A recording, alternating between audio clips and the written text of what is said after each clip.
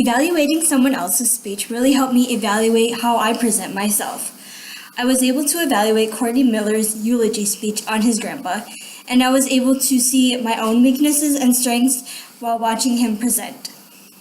I would watch it, and in my head, I would be able to be like, I can try this next time, or I know I should not do that in my speech.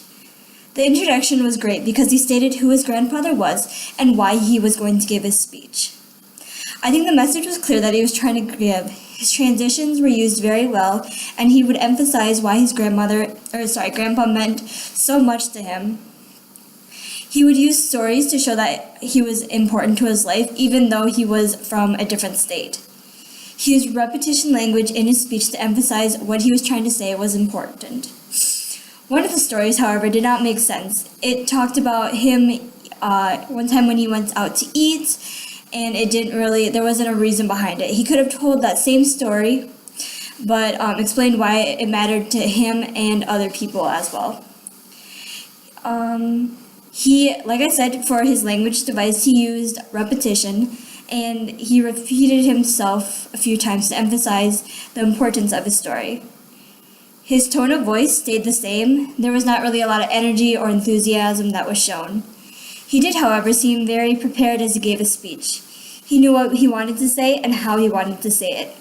He was very organized in his introduction, transitions, body, and conclusion, which made it very easy to follow.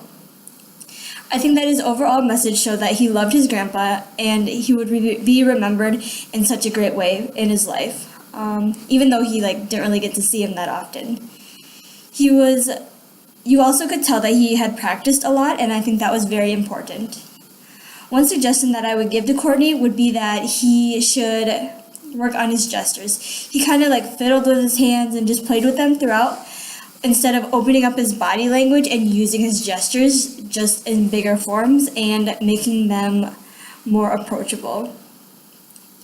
When you use your gestures appropriately, your gestures serve as a tool, and I really think that would help him emphasize the importance of his speech.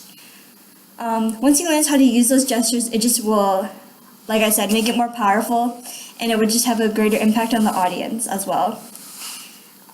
His grandpa meant so much to him, and the audience could clearly tell that was the message. So I think that it's important for me to evaluate myself as I give my my next speeches that I do, and make sure that my audience members understands what I'm trying to say and follows the message.